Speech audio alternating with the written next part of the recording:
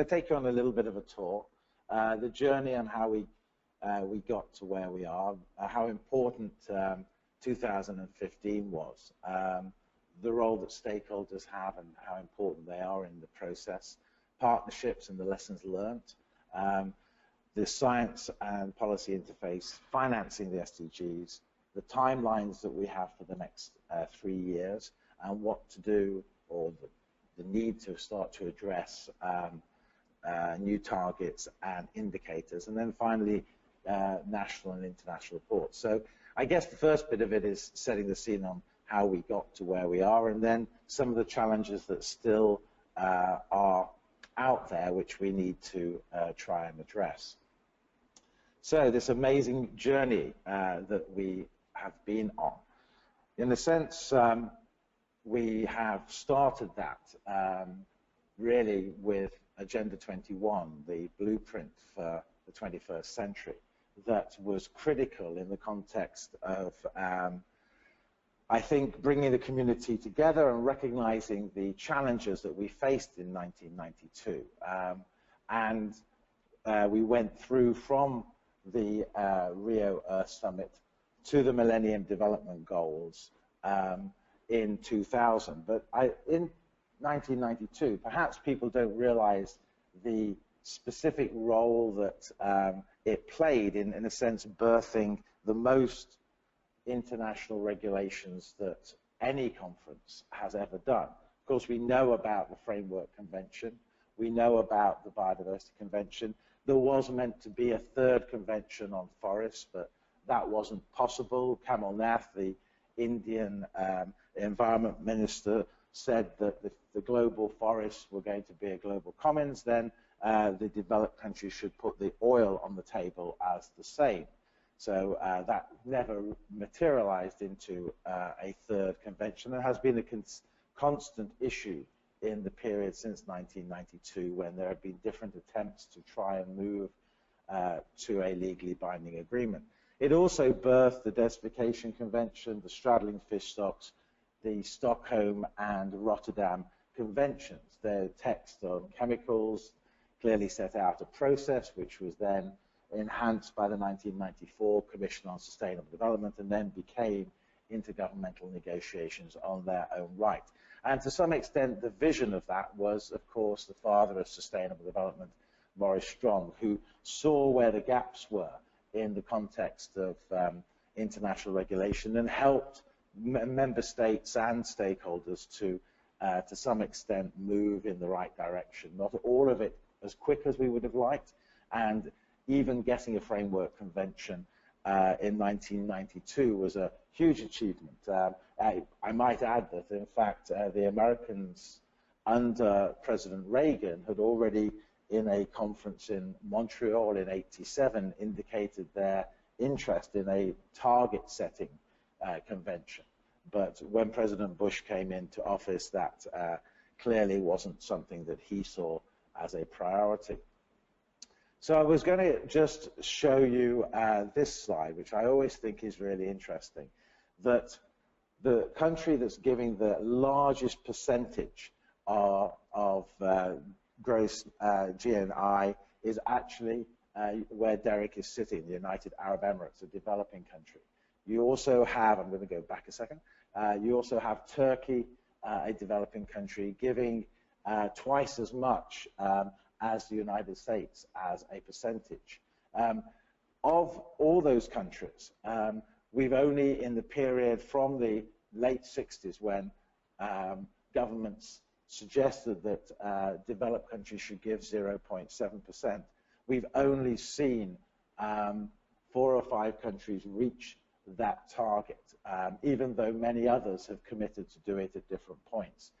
The 1990s was a period of many conferences. So you had the Children's Conference in 1991, I think, or 1990. You had the Rio Earth Summit. You had the Social Development Summit, the Population Summit, the Women's Conference, the Human Settlements Conference, the Food Security Conference in Rome.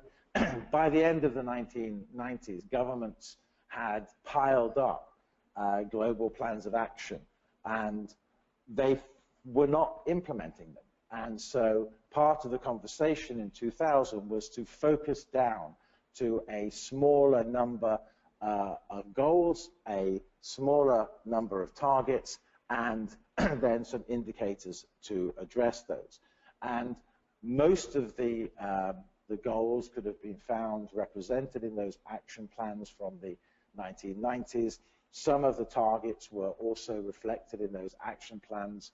But the Millennium Development Goals were never agreed. They were actually an internal UN document that was created out of the Millennium Declaration. But they played a significant role. And at the time, I don't think anyone thought they would play the role that they did. Non-state actors, different stakeholders were actually against the MDGs because they'd seen it as an imposed agenda by the UN without a consultation process with a broader group of stakeholders. And so at the beginning, there was a lot of feeling that this was going to be not an important document. But these 8 MDGs, these 21 targets and 60 indicators, did see governments, particularly governments at the beginning and the multilateral system, refocus their funding and their activities around these, and then slowly or more slowly, stakeholders doing the same, partly because the funding was also focusing around the delivery of these. Also in 2000, the recognition to some extent that business needed to play a bigger role in implementing these global agreements. The UN Global Compact was created initially with 9 principles and then 10th principle added in on corruption. To date, over 8,000 companies have signed up to this. And this is important because companies aren't necessarily don't have to abide by soft law agreed in the UN, but here was a way to start to get them to integrate in their reporting processes their delivery to these global agreements. So quite an important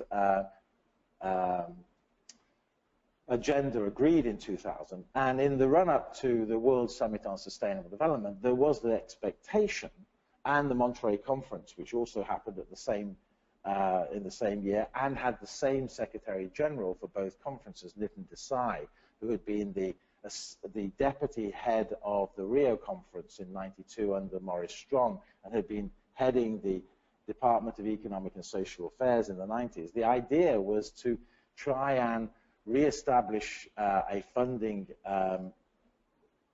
narrative to help deliver the MDGs, and that the World Summit on Sustainable Development would add to those goals and would find perhaps additional ones on energy or on consumption and production. But 9/11 refocused much of the world on a peace and security agenda, and the Sustainable Development Agenda was not a high priority. Unlike '92, this President Bush did not attend the World Summit on Sustainable Development.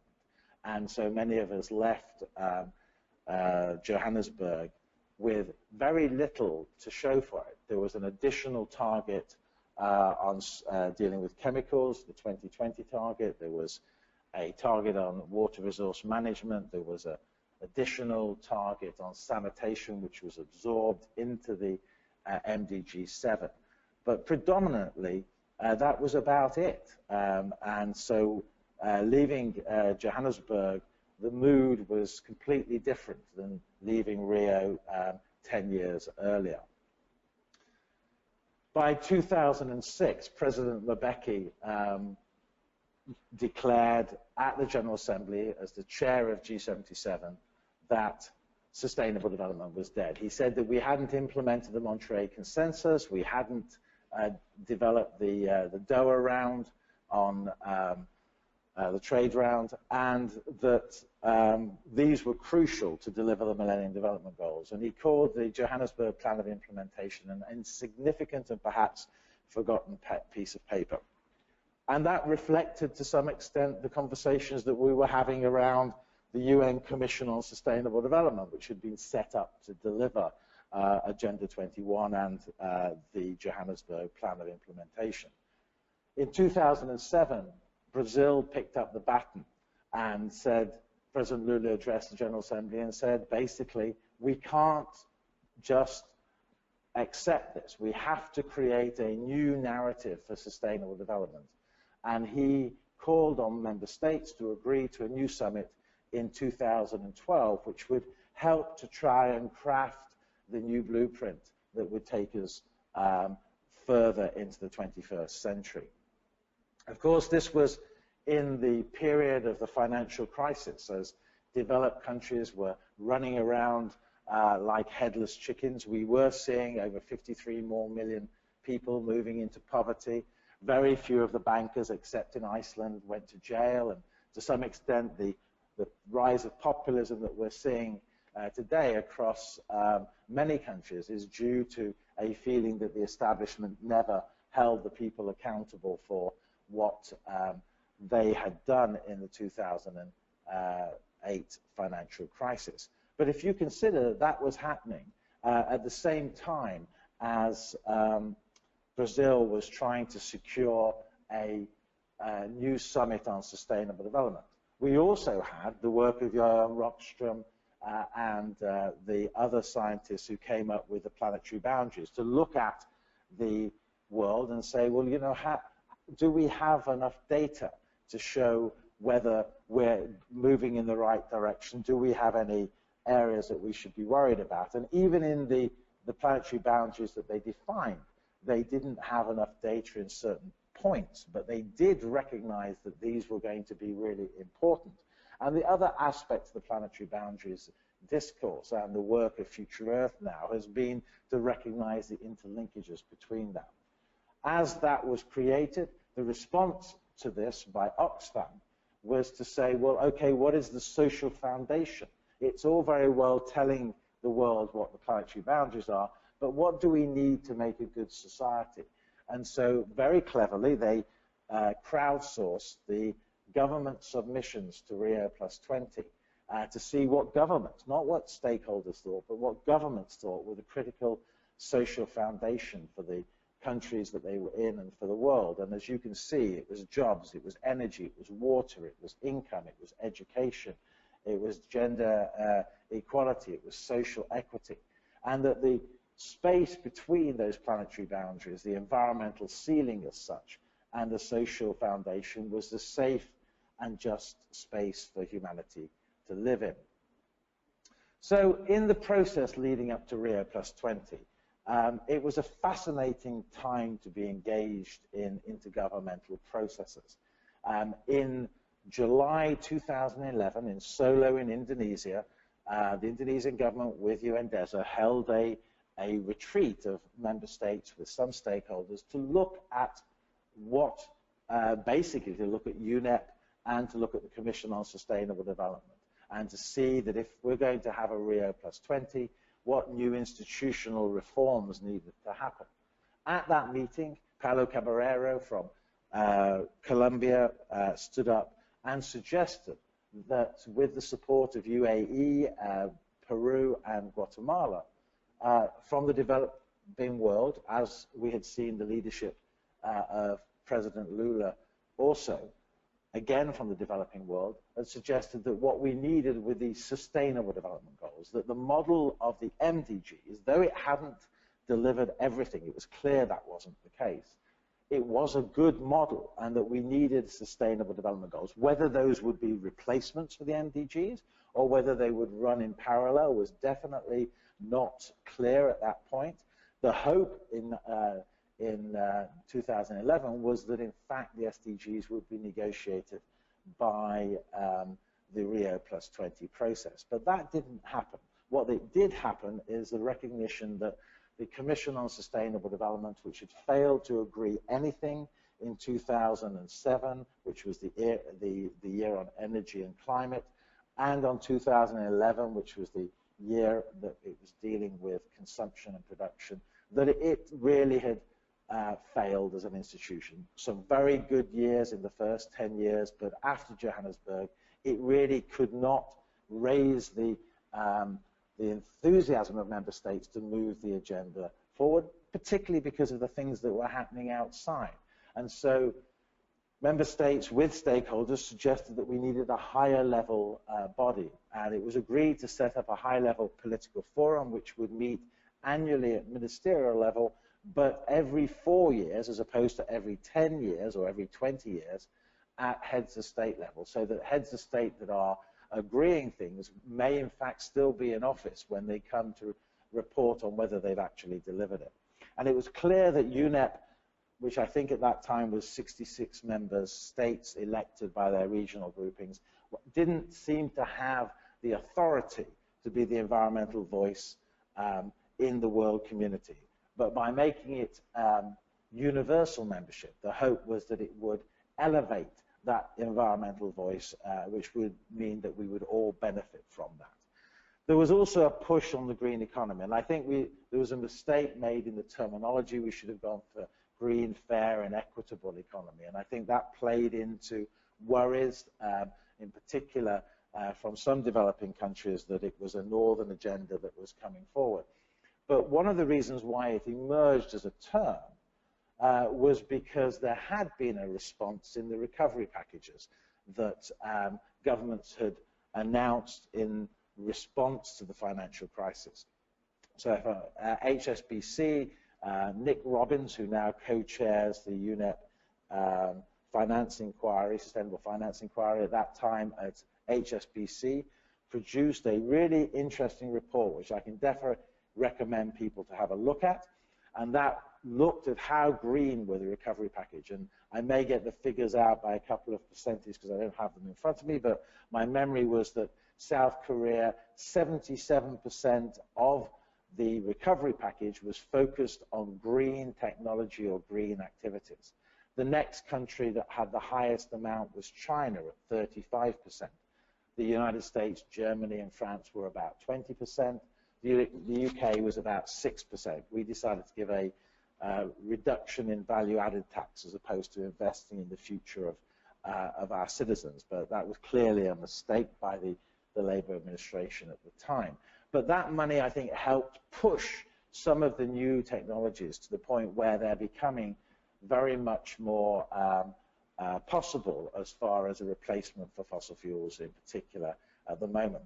It also set up the Sustainable Development Goals process. And the original resolution clearly says 30 member states would be part of the open working group. Brazil was in charge, again, of trying to get that open working group set up. Ambassador Maria Velotti, who's now the Chief of Staff for the new Secretary General, played a critical role in getting to the point by December, realizing that there were 70 countries who wanted 30 seats and they weren't going to withdraw. And so what happened was you had to create a buddy system. And so the United States, Canada, and Israel. I think it was China, Indonesia, and Cyprus. It was the UK, Netherlands, and Australia. And so what happened was people had to find friends who they would share that seat with, and in theory they had to negotiate among that friends group to put forward ideas in the open working group. So it changed the dynamics away from the group of 77 and the European Union negotiating to a whole different process. And I think that played a critical role in building trust and understanding across boundaries. If I had in retrospect, being able to go back in time, I would have suggested that the buddy system should have been developed in developing countries. But it's easy in retrospect to say that, because I think we would have got even higher hanging fruit than we managed to achieve. But the SDGs were achieved as a high hanging fruit because of this work that was done. Clearly, the financing issue was going to continue to be a critical one. And so they set up a process to feed into the third Financing for Development Conference in 2015. Unlike the open working group, that wasn't open to stakeholders to participate in it, and I think that was one of the mistakes that they had, and I think therefore you didn't get as enhanced and progressive agenda that came out of that committee that fed into to the FFD process. The other issue that it addressed was technology transfer. There'd been agreement in Rio in '92 that developed countries would transfer technology to help developing countries to be able to develop more sustainably. And then we ended up in a 25 or 20-year discussion about, well, it's owned by the private sector. Well, it was clear that a large proportion, particularly in Europe, was funded from national government's investment in university research. And so the technology facilitation mechanism, which was negotiated again under the leadership of Brazil and this time France, was set up to try and address this and find out what technology is available and can be transferred, which I think was really important.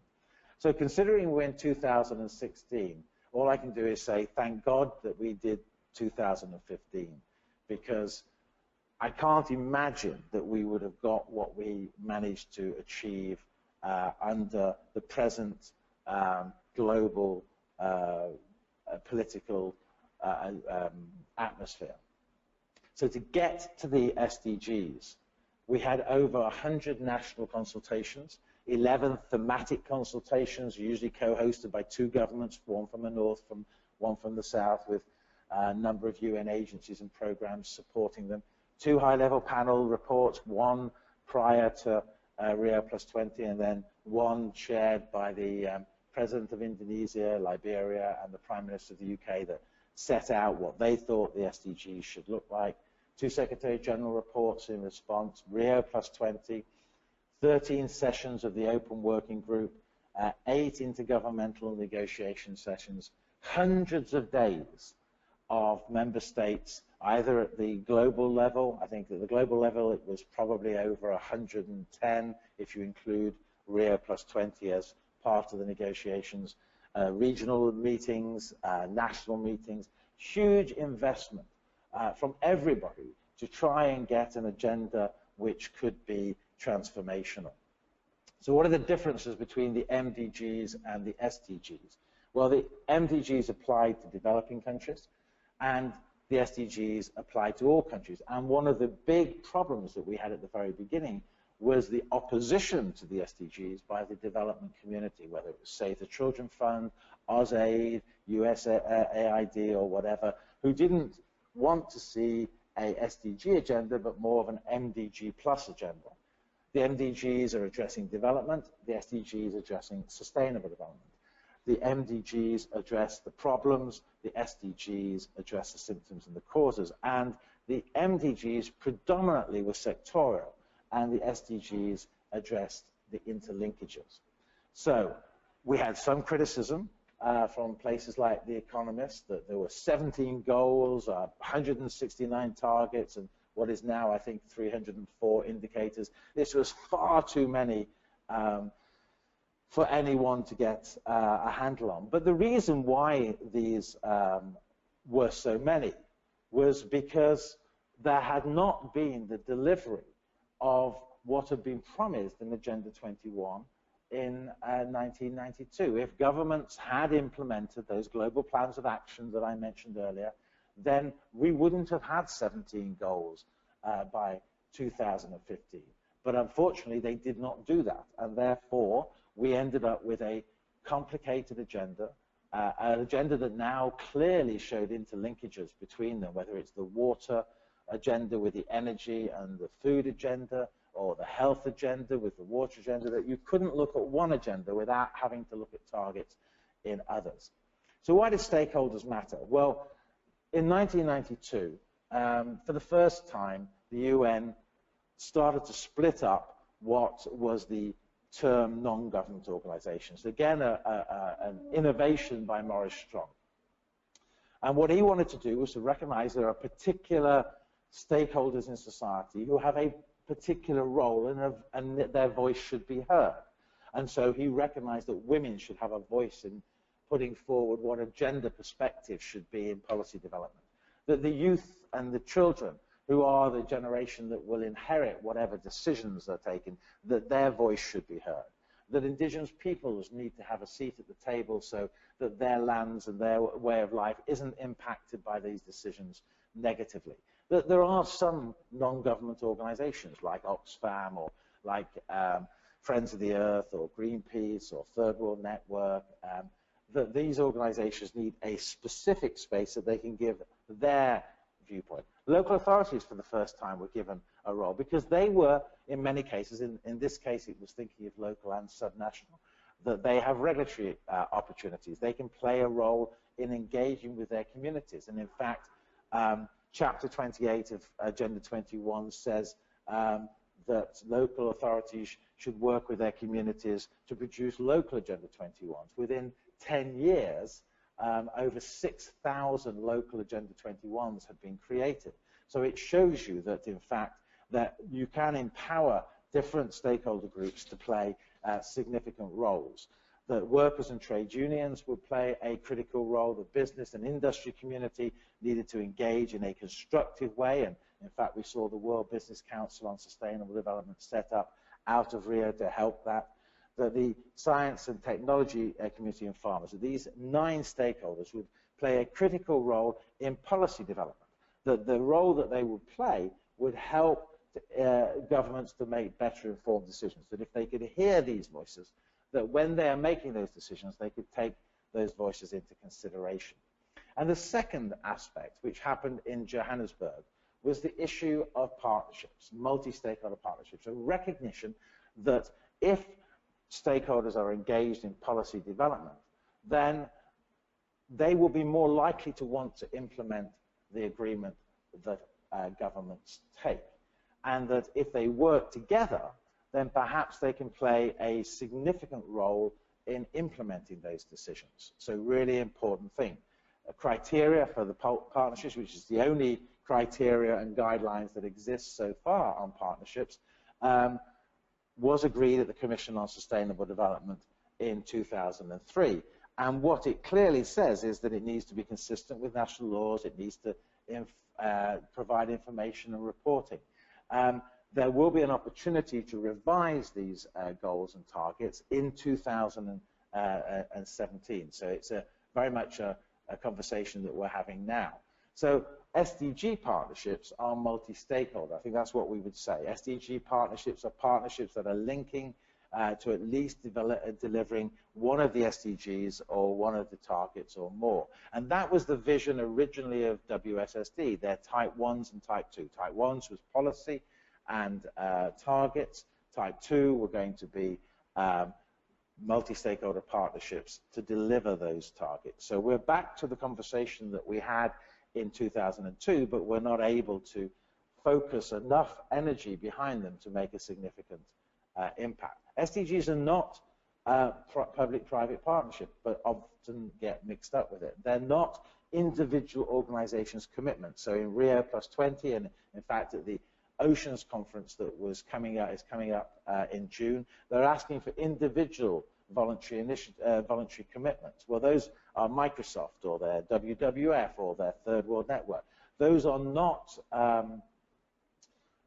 multi-stakeholder partnerships. And multi-stakeholder partnerships are not SDG 8 on the Global Partnership for Development. That's predominantly government-to-government partnership. So it's very important to understand that. So what we're looking at now in the global agenda, already the partnerships that are on the SDG website abide by the SMART criteria. They've already introduced a traffic light system. If you don't report within a year, you get a yellow mark against you, get a green one if you have reported. If within 2 years you haven't reported on your partnership, you get a red one, and then in 3 years, over 3 years, if you haven't reported, you're delisted. So there's a beginning of a much more structured response to how partnerships should exist. And there are reasons for that, because the UN is full of partnerships that are happening, but we need to have those more coordinated in a way to help understand what they're doing to deliver the goals, and perhaps they need to be clustered. That the partnerships around chemicals need to be clustered together. The partnerships around oceans need to be clustered together so they can create knowledge banks, so they can build capacity and they can support each other. The UN has a reputational risk here. If it puts up partnerships that in fact are dangerous or worrying, then it's going to be something that will not just impact on that partnership, it'll impact on the UN, and it'll impact on other partnerships that are listed. The suggestion at the moment is that companies must be members of the Global Compact and comply to the UN guiding principles on business and human rights. That these are critical to the delivery of showing that those companies are actually intent on being part of the solution. So the science and policy interface. So at the moment we have IPBES, which deals with biodiversity, as you know. We have IPCC that deals with climate. We have a number of reports and science-based work around chemicals. We've just had an oceans report. But maybe we need to see established global platforms on science on these two areas as well. But if we do that, then we need to see an overarching science body, because then if we have an overarching science body, then it will be critical because it would enable the interlinkage between the other science bodies to be able to ensure there is not duplication or, in fact, bad science going on. Pooling of financial resources, critical. So I put this up to show you that the blue line shows you how much aid is actually being given, which is about 0.25. The amount of aid that governments had committed to is actually about 0.55.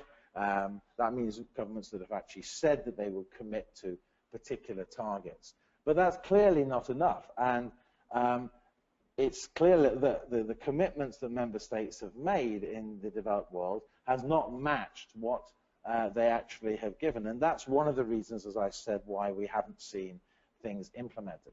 So in the original Rio, Maurice Strong was asked how much would it cost to implement Agenda 21.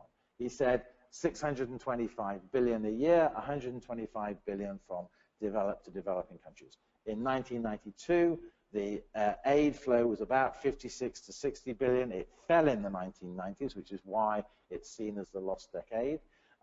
It only got back up to 1992 levels by 2002. Now to implement the SDGs, of course, because of all the work not done in the 1990s, the bill has become much more expensive. It's now 3 to 5 trillion a year if we're going to deliver it. Even if member states from the developed countries gave 0.7, it would only be about 1/10 of the money that needs to be given. So we need to expand the funding base to deliver these goals. Some of it's through domestic mobilization, stakeholder resources. There's now been a setting up of the SDG philanthropic global platform. So if you go to SDG funders, then you'll find the major foundations are now starting to log in the money that they're funding under each of the goals and, in certain cases, each of the targets. This is now being replicated across the world, and so you have an individual SDG philanthropic platform for the Arab region. You have one for Ghana, one for Indonesia, and these, I think, will bring many, many more foundations into helping to deliver the SDGs, and that will be important. But private-public partnerships will also play a role, and UNECE is developing a set of principles for PPPs. It's clear that if that's going to happen, that we need to have a much more UN global perspective on what principles for PPPs should be, and so the Finance for Development Office will be a really important place for that to be developed, and for the Finance for Development Forum and the General Assembly to come, as they've done with consumer guidelines and other things, to a set of principles for PPPs. Development banks, I think, can play a critical role, clearly the multilateral ones, but also the national and subnational development banks. So the South African Development Bank, funds should go to help them to deliver the SDGs. You've got Johannesburg's Green Bank, you've got New York's Green Bank. You have a number of these banks which should be brought into the SDG agenda and used to help fund it. So the timelines. So 2017, we have a number of the goals that are going to be reviewed. There are 40 countries that have reported in 2017. There were 22 in 2016. So far, 3 have announced in 2018. The process for influencing these is that the May-June, the ministerial declaration is negotiated. Clearly this year we'll have an ocean feel because of oceans being at the high-level political forum, but also because there will be an oceans conference. The President of the General Assembly is trying to have an initiative on each of the SDGs during his term of office. And so he is trying to push the agenda, continue the momentum after the SDGs were agreed. And that's always a problem. There's always a dip in enthusiasm after a global agreement. But member states will in 2019 have two high-level political forums. They'll have one which will deal with the remaining SDGs, and they'll have one which heads of state will come to. And so member states will be thinking now about how they prepare for those, because they need to have a good story. And if we're not moving in the right direction, then this is the time to change it. And so one of the things that's clear is that 23 of the targets that we have in the SDGs will occur during the period of 2017 to 2025. What do we do about those? Do we just say we've met them or we haven't met them? Is there a process, there isn't at the moment, to revise those? How would that happen? What would we do? Around the indicators, it's clear, for example, I've used the SICOM target, that those indicators aren't great.